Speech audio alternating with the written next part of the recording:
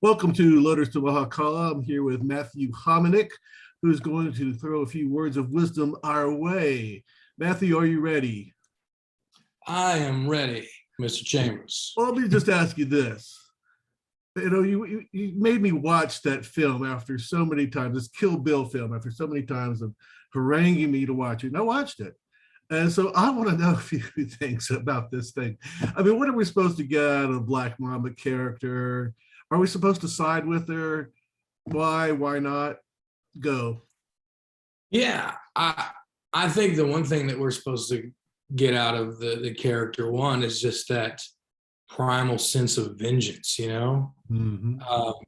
I'm thinking when the movie came out, probably not long. It had to be 2003, 2004, so not long after 9/11, not long after going to war in Afghanistan and Iraq. And so, what did our culture need but a good old vengeance story, right? And so you get out of Black Mamba this character who's wronged by the very person that she trusted the most, and so she goes on a quest for vengeance. And there's even that scene where Michael Madsen's character later on, he says that woman deserves her vengeance. We all deserve to die for what we did. And so even, her enemies recognize the cruelty of what they did. So, I think we get out of her just that archetypal character that is seeking vengeance. And what is the cost of vengeance and revenge? For me, I was sitting here, when you sent me, we were talking about this a little bit, and I kind of at one point sat there and thought, here's what I get out of Black Mamba. She reminds me of Maddie Ross from True Grit. Yeah.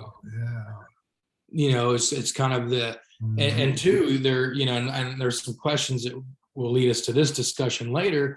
But there is that tradition of the Western, of the samurai movie, obviously, that's being all mixed and, amalgamated in the Kill Bill movies. But yeah, I think Black Mamba reminds me of Maddie Ross. I mean, a very clear vision of what she has to do, and she goes for it. And so I think we do side with her. She's our point of entry into the story. The action happens from her perspective. And so, I think that's another reason why we root for her and we want her to win.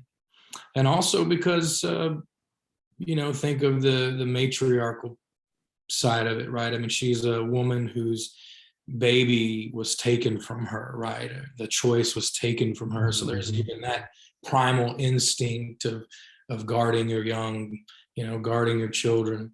And so we all feel that. I think we side with her. Let's see. And that's a totally surprising answer, Mr. Hominick. I didn't foresee that coming. I guess I haven't had enough spice or something. But I think that was well done. I mean, that was very good. I like how you tied in, the American need for vengeance right after 9/11 kind of idea. And that's pretty cool. Pretty cool. Okay. Yeah. Well, I was just. No, go ahead. Like I said, you'd given me time to kind of think about it, and I haven't written out any responses or planned on anything. I've just been kind of, thinking about the questions, and like I said, kind of reviewed the movies. But I've seen Kill Bill Volume 1 and 2 quite a few times. I have to say, I'm a big fan. It's really one of those movies that if it comes on, or if I just can't find a movie that I like, I can put that on and just enjoy it. Yeah. I agree. I mean, after like putting it on for so long, I finally agree that there are many points to this movie that make it watchable. So, I mean, I agree with you. Awesome. All right. Well, how about this next question? Could you describe the world reflected in the Kill Bill movies? And maybe you've already done that, but if you want to put a new spin on things, that's totally okay. Yeah, this is what I was kind of hinting at earlier, that I wanted to be careful not to jump into quickly, but I'm going to say this. This might be a strange answer, but okay. I think the world reflected in Kill Bill, it's a mythological world, and it's the myth of the Old West. It's the myth of the code of the samurai.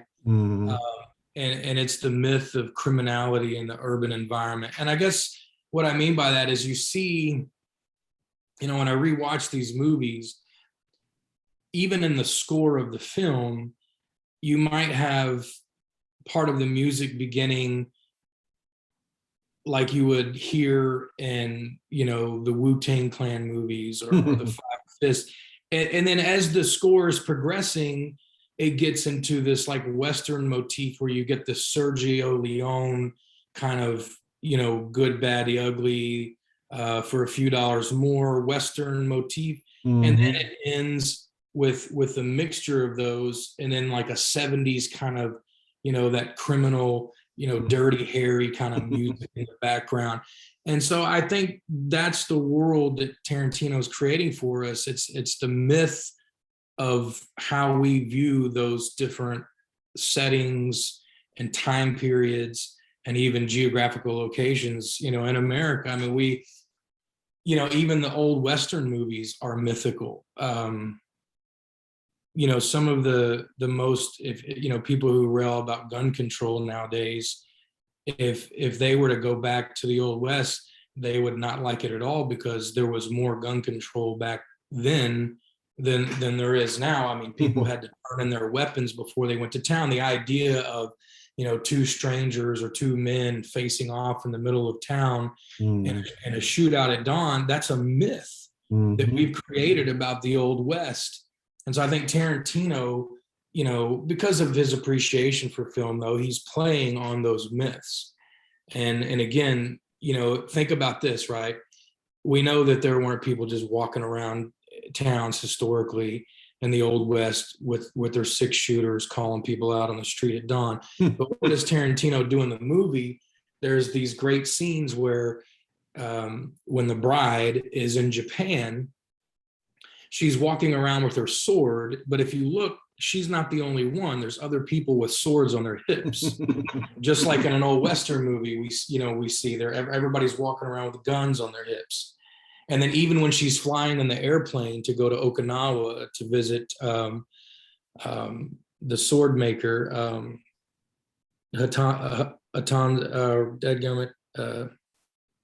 his name is Hanzo Hattori, or Hattori Hanzo.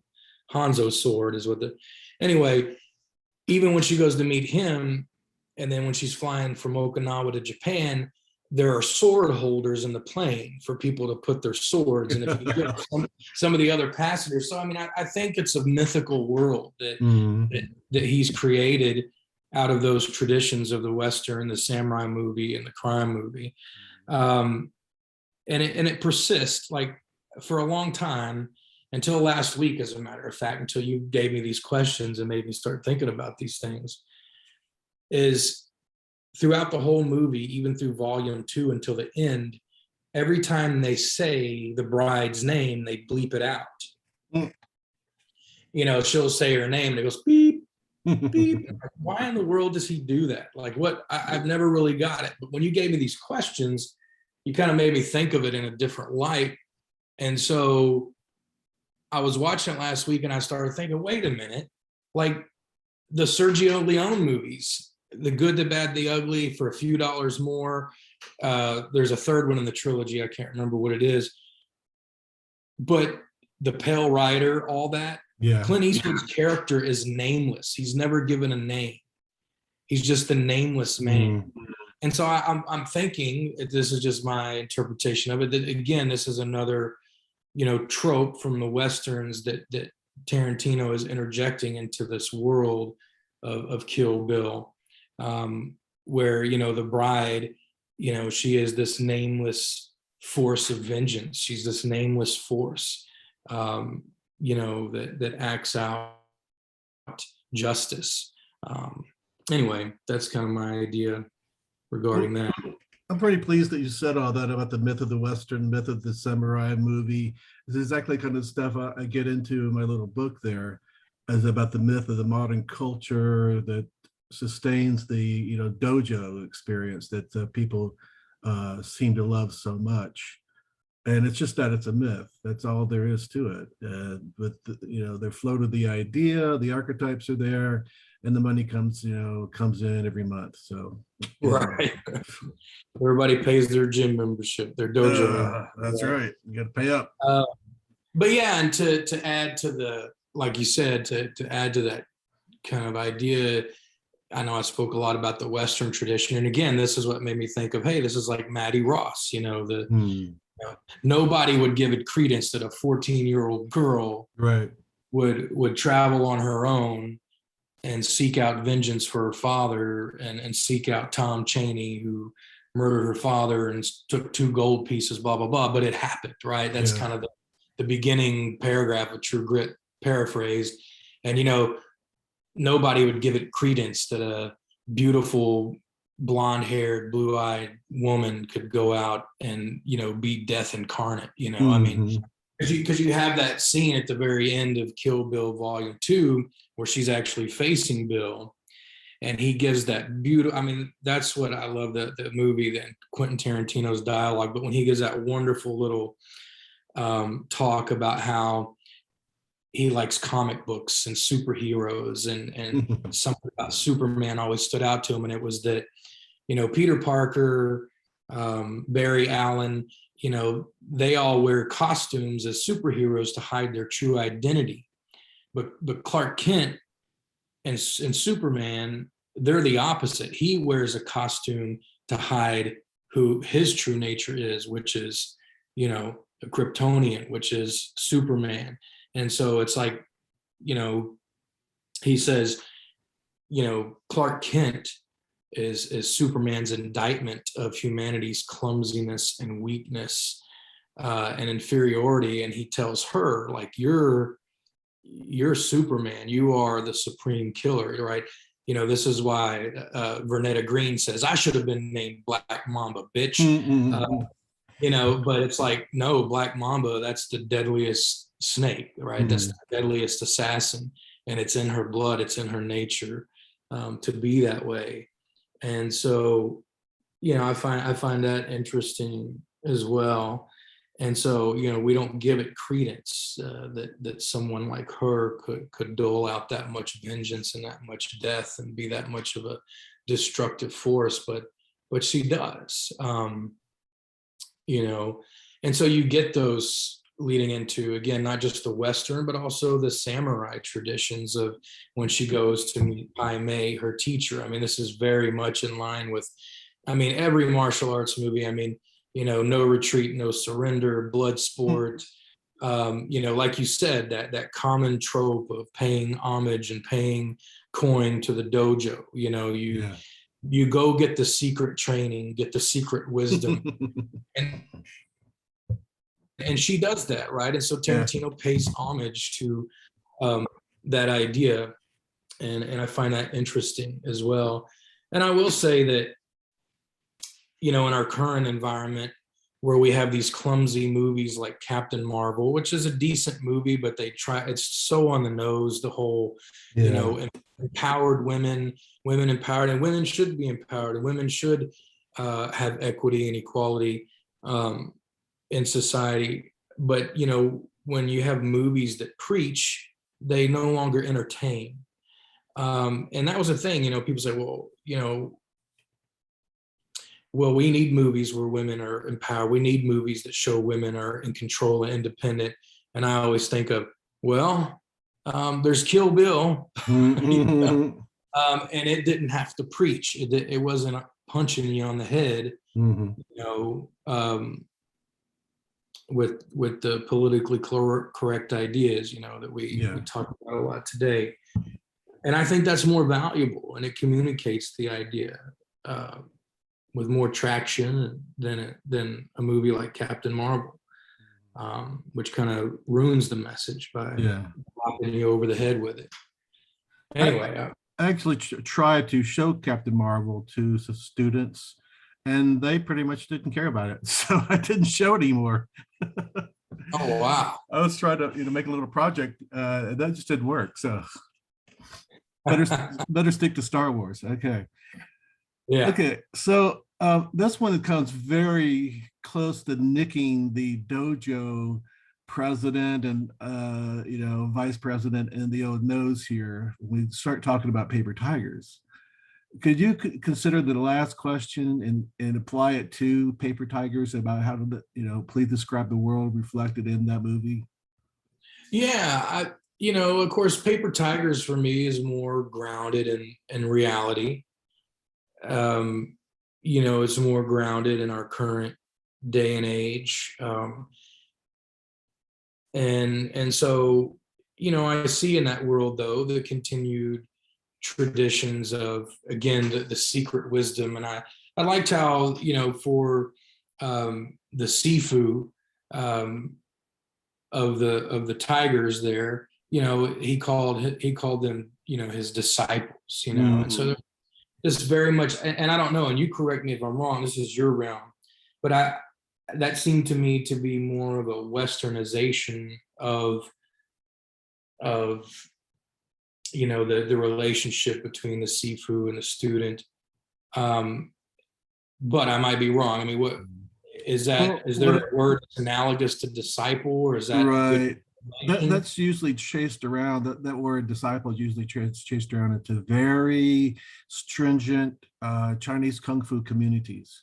So those who go by the book and train not one iota different from where they were trained, that's usually the moniker they go with. Okay. Interesting. Yeah. Okay. But yeah, I enjoyed something that we've talked about quite a bit, and then I did see reflected in your book, again, with the whole commercialization and profiteering industry of the dojo, where their Sifu, he was happy to be a cook. Yeah. He had kind of that stoic, I say stoic, but kind of virtue of doing well at what he did. When he was a cook, he was a great cook, and he continued to do that to feed the community, help the community. He used food to show care for his students in the movie. You get that idea. But then when he was their Sifu, when they were in the garage, right, among the discarded kitchenware and clothes and auto parts or whatever, right, and paint cans, he gave all of his attention to his students. And so, it wasn't about having, like in Karate Kid, where you have or even the dojo that they go to, where that Carter is at. Oh yeah, Carter. Yeah.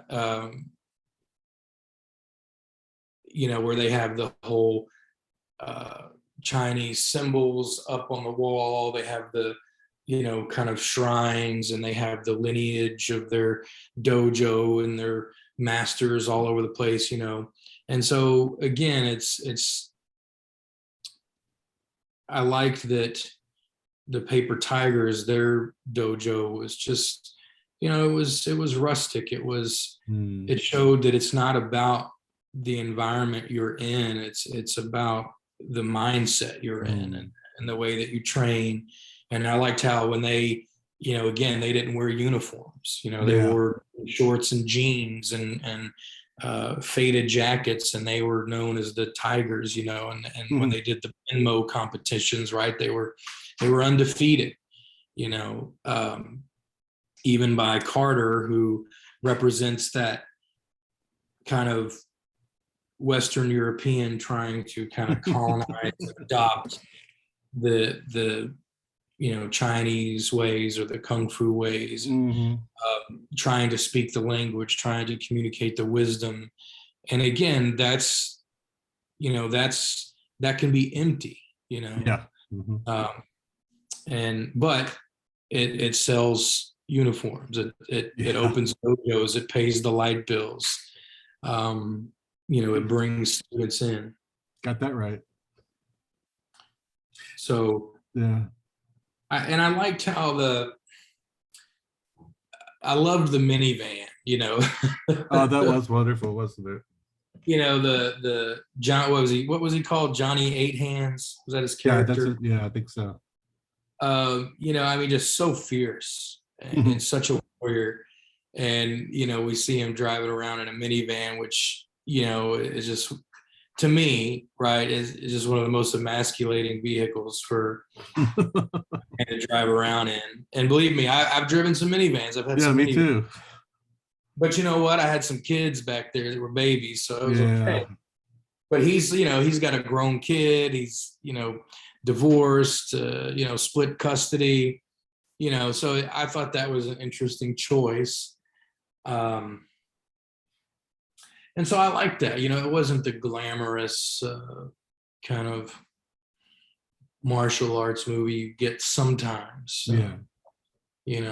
I hear you. I hear you about that. Yeah. Yeah. I guess. Yeah. So I don't know. And I thought Paper Tigers, I thought it was a great, fun movie. Yeah. I didn't think it had a lot of like depth, like where we could pick apart Kill Bill. And certainly we could pick apart Paper Tigers. I mean, it had a great climax, a great, conflict, and good characterization, but it was all very predictable. But for me, the best part was, based on speaking to you over the years and your journey as a martial artist, I heard a lot of the things that see that I say something wrong. No, it's fine. Go ahead. But your journey as a student of the martial arts, where those familiar terms, sifu, right? Yeah. I'd never heard anybody use that term until I met you. And then also gung fu, right? I'd never knew that's what it was called until I met you. So when I watched that movie, I mean, immediately I'm thinking, oh man, Chambers, this is right up his alley. Like this is something he would probably enjoy. I don't know. Did you enjoy how did you think? I loved it for the reasons you're communicating right now. I loved it very much for those reasons. It's all that's very familiar, including sort of the grudge matches and stuff you would hear stories about in your styles history. This person fought this person because of XYZ, all that kind of stuff. So yeah, it's all very common in Chinese martial arts, and I bet it is too in Japanese karate do. Mm-hmm. Well, what do you think about this? Maybe this is a really bad question, but let's go ahead and fire it away anyway. The common sort of American psychology kind of is developed to like this character over this character. So what do you think? The Paper Tiger characters have more of a chance to be sort of, I guess, what am I trying to say?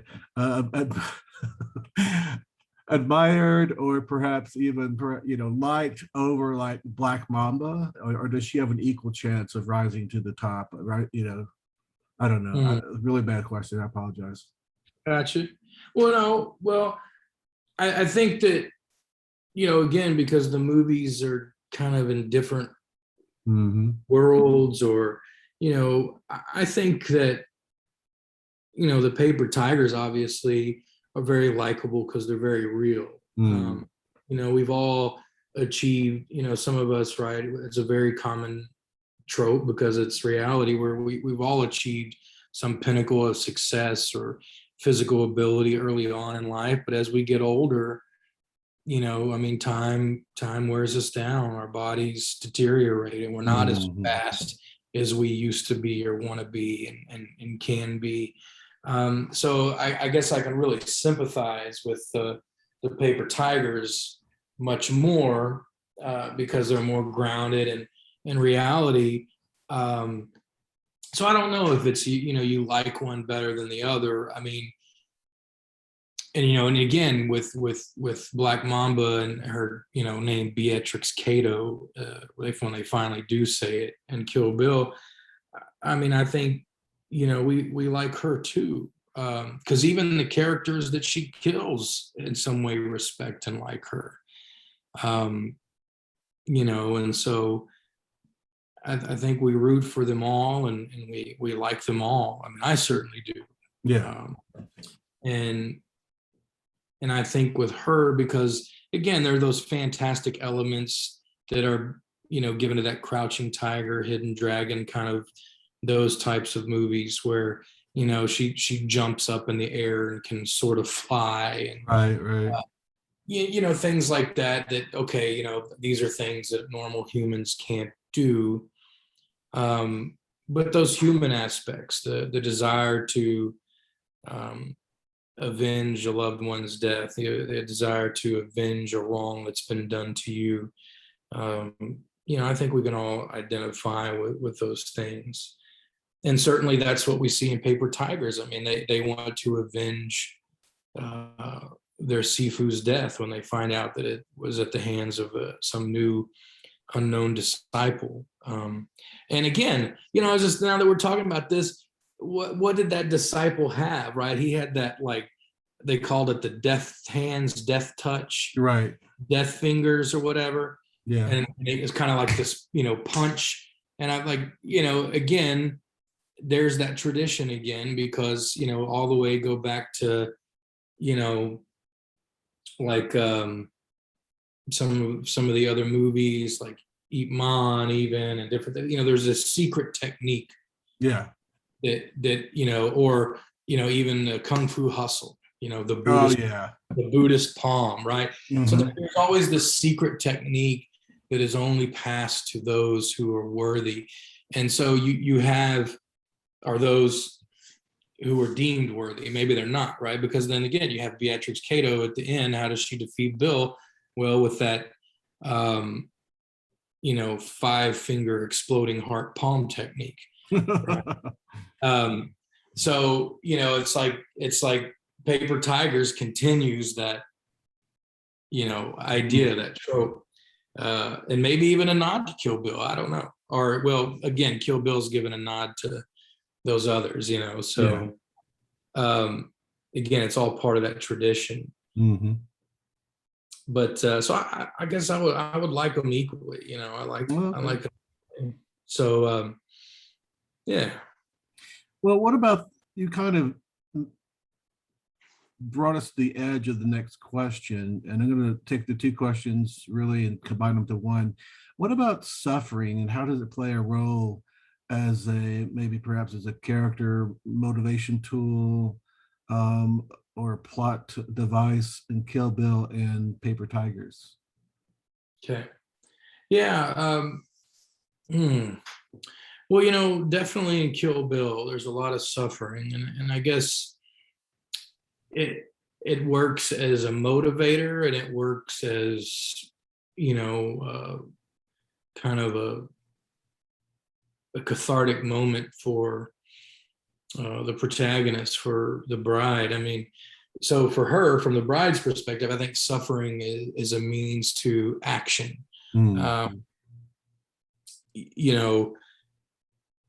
Notice that when she gets the good news about having her baby, that she even botches a hit and stops a hit. So the good news, the joy, causes inaction on her part. And it's through that, though, that Bill comes back at her. And we see in the church scene, he says, "You may think this is me at my most sadistic," which, again, sadism is right. When you're inflicting harm on other people. And he's like, "You may think this is me at my most sadistic, but no, this is me at my most masochistic."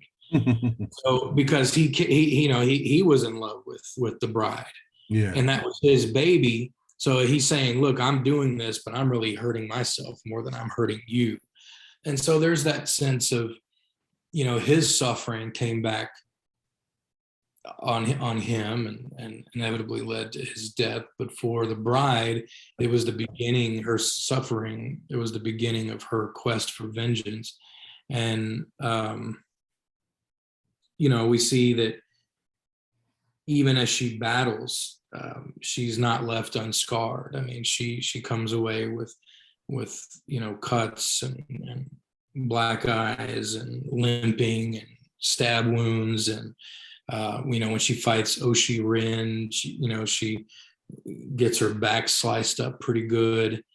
But I think those bits of suffering for the bride again, push her to be better. And that's why she's the Superman character. That's why she's the true assassin, because instead of cowering, instead of backing down, that suffering sharpens her wits and makes her better. And we see that even in the training sequence with Pai Mei. I mean, she's beating her hand to a bloody pulp. Mm-hmm. But instead of giving up, like many of the other students are getting frustrated, like the Ellie Driver character, who says, "No, what? You're a miserable old man," and he plucks out her eye. Right? She uses suffering, to improve herself. That's just my opinion. That's just my. Yeah. And again, we see that, she kind of has that. And I don't know. Last time I watched it, I didn't think about the sequencing of it. Yeah. And so I don't know in the sequence when she is buried alive in that scene and she punches her way out. And, so definitely that rebirth resurrection scene. Yeah. But that's when she finally is able to face probably her most challenging enemy, which is that Ellie Driver. It's kind of her opposite.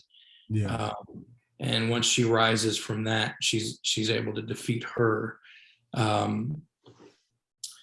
So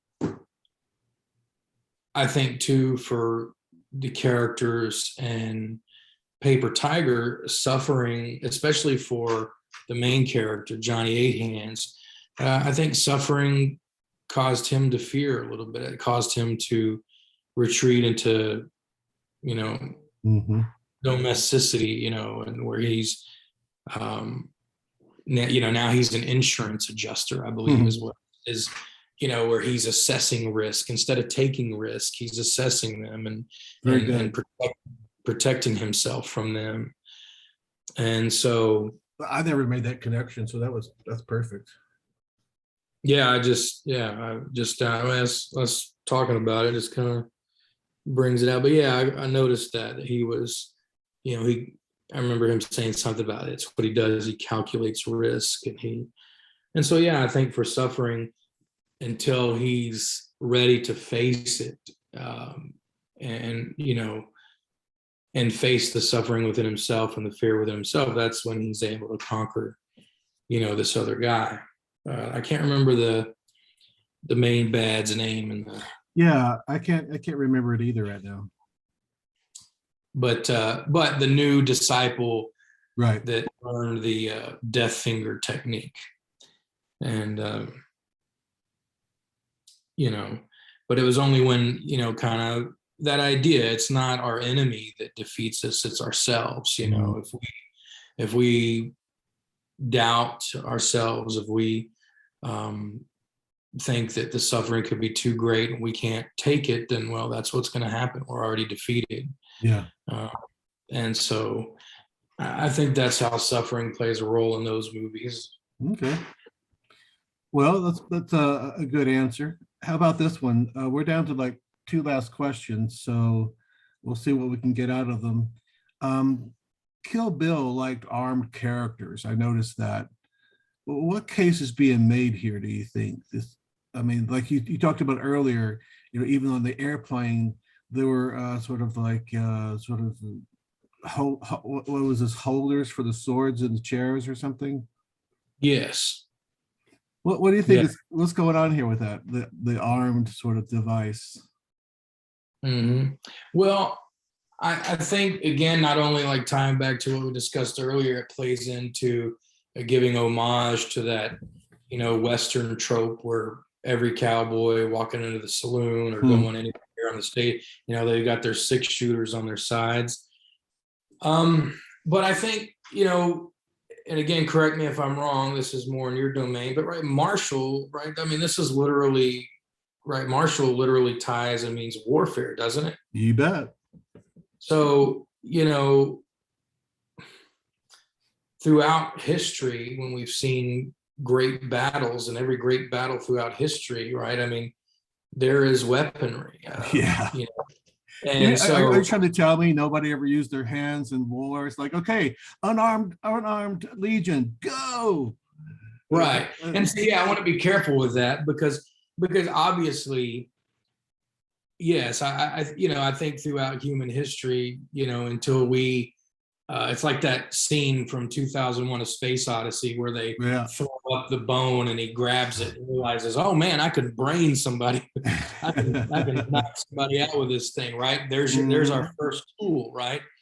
And so, and yes, obviously, you know, uh, even being in the Marine Corps, our primary training is with, our M16s, anti-tank missiles, knives, bayonets, claymores. And then, right, they train us some hand-to-hand combat, like some grappling, jujitsu type stuff. Mhm. And it's all an art to very quickly get your opponent on the ground and well, and do the maximal damage that you can do to a human being with your foot or your hand. Mhm. Um, and it's the last resort. Right. Right? So like you said, yeah, I mean, I don't know of any war that we can look at um, in recorded human history where it was like, all right, unarmed, like you said, unarmed division advance, right? I mean, there were swords, Right. there were Right. axes, there were slings, there were arrows, there were, you know, and so I think again, Kill Bill is giving homage to the tradition of where martial arts came from. I mean, those, like we've discussed, those Mhm. movements, even the unarmed movements are taken from the use and study of weaponry, and how to advance your weaponry skills. And so um, I guess I think, and that's why Kill Bill liked armed characters. Yeah. And two, it again, in that mythical world, we definitely want to suspend our disbelief in any movie. However, it might have been a little more far-fetched if the bride was just walking around punching people and like taking on the crazy 88 with her fists and her feet. Right. The fact that she had a weapon that could, dispose of 2 or 3 people in a matter of seconds, that's a little more realistic. That's a little more believable. Yeah, I get you on that one. That's for sure. Well, Um, oh, go ahead. Sorry. well, and I was just going to finish up by saying too, again, tying back into that whole vengeance quest and when Kill Bill came out, shortly after 9/11 and all that, like, you know, um, Americans love their weaponry, man. Americans, you know, they love the guns and the explosions and the tanks and um, so while the bride never used a gun really to execute any of her targets. She had one on her, and many of the other characters used guns. And I mean, we see that initial scene, right? Yeah. The brutality carried out a hit squad, walking into the church and just anything that moved, just instantly wasted. Oh, yeah. Annihilation for sure. Yeah. Well, okay, so that's a perfect case for the armed characters in Kill Bill and why they're there. So this thing about Paper Tigers throws us a complete and different answer with unarmed characters. Is this convincing?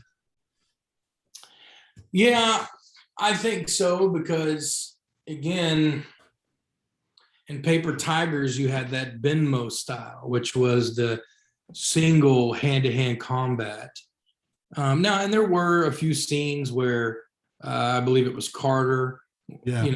allowed the one Paper Tiger to use a weapon. It was like, look, if you even cut, Right. you win, but if not, but for the most part, I think, it was convincing because it fell in line with, like Bloodsport and the Kumite and Yeah. that idea of, the best warrior, just physical strength, no tools, no assistance, no supplement, just, raw strength against raw strength. So I thought it was convincing in that way. Okay. That's pretty good. Well, Mm. Uh, Matt, we have answered all the questions, and I'm wondering, do you have any last words before we wrap this? Mhm. Well, I know you're asking me a lot of the questions and things like that, but I was wondering, there's that one, and we kind of talked about this a little bit, but I mean, what do you see? Because I mean, your book talks about this a lot, but as far as, what role does consumerism play in Paper Tigers? Like, what did you see in that? Here's what I see in Paper Tigers, and this is what a lot of people who find well, a home in Chinese martial arts, they get used to very rapidly, and then if they're new, it becomes something that's quite powerful, something that's novel, that they've never heard before, never seen before, and that's the idea of the structure of Chinese martial arts as far as the family structure is concerned, and that can be overwhelming and also enticing at the same time. That's the very thing that kind of motivates the idea that when you present your family to the world in these wonderful sort of displays, in malls or in parks, things like that, and people come to sort of see what's going on with the white crane martial art, and you put on this show. I mean, that is based on this idea that you're going to grab another rotation of students for your school to come on in, pay the money, make sure the seafood gets paid at the end of the month. That's the whole thing. It's completely mystifying to me that people jump in there and go, hey, even though I did it at one time too. I'm not somebody that didn't experience that. I did experience that and woke up from it. It's kind of like I just saw an ad on Facebook for this local group. I won't say their names, of course, I'll protect them.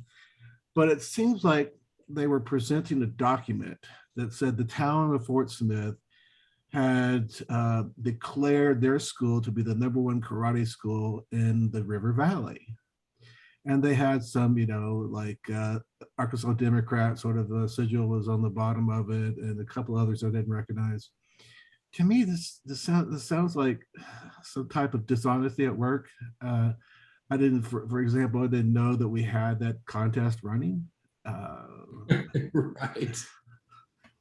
I have no idea. So, I mean, what people will do to allow their school to exist another month, I mean, I shouldn't be surprised by it, but to me, it seems a little bit deceitful. But maybe I've said too much now. So there you go. No, I understand. Yeah, well, a lot of times people who win those awards, well, they made those awards for themselves. Yeah, right. I've heard there's a lot of that going on these days. I'll say this last thing. I'll say one more thing for you. Remember, you and I had talked about the idea of the problem in the ant world is being invaded by an invasive species that jumps on board and suddenly makes you climb a tall leaf of grass and dangle there, waiting for a bird to sort of sweep on by and gobble you up, just so the invasive organism can take over the bird. Yes. It's the same thing in martial arts. It is the invasive sort of species that does that. Anyway, there you go. So you think, so with martial arts in that analogy, is that you think it wouldn't survive unless it was able to get into a host and work its way up into like a consumerist platform or Yeah, well, given that we don't no longer have broadsword sort of divisions in our army or our Marine Corps, it's kind of forced in a way to do that in order to stay alive, and it's combating it against other people who are doing the same thing in maybe the same town or the same state, just like our favorite Beatles in Australia. They think that right. the answer is to keep the school going, and so they'll keep humping that dream, just like the Beatles hump that bottle. That's right. No, yeah, that's I like the way you put that. It's yeah. I mean, it's a cultural meme that has value and has social value, communal value to it. But I like the way you put it, right? Yeah, we're not walking around with broadsword divisions or archery divisions. Mhm. Certainly, you can be an expert marksman and weigh 300 pounds and be unfit, and yet, you're able to use weaponry and take a person's life without a lot of training or effort. And that's the part that common martial arts cannot see the truth about, is that it's not, unfortunately, it's not about the handsets that you learn, the katas that you learn. Martial arts is something more like you were saying, make sure you're well armed in a world that indeed seems to be, naturalistic. It wants to eat you at any corner. So yeah, I mean, I may sound like I'm paranoid or something, but that's just kind of in my mindset. So anyway. No, I know what you're saying. Yeah, absolutely. Yeah, and so it has to survive. It has to find a new host, Mhm. And again, that's kind of what Quentin Tarantino, the age of movies that he's celebrating and influenced by the most are, the late 60s, early 70s, where we had that first Western explosion of martial arts movies, Bruce Lee, Coming to the West, right? And so again, he's just carrying that meme, right? Totally. He's the seagull that has come by and swooped up the ant. That is, yeah, that's it right there. Right. Okay. All right. Well, thank you for those surprise questions for me. I truly enjoyed it, and I hope they made sense. Yeah. All right. So if you stick around a few minutes after the podcast, I want to communicate something to you. So this has been the Letters to My Club podcast, starring Matthew Hominick and featuring me. See you later.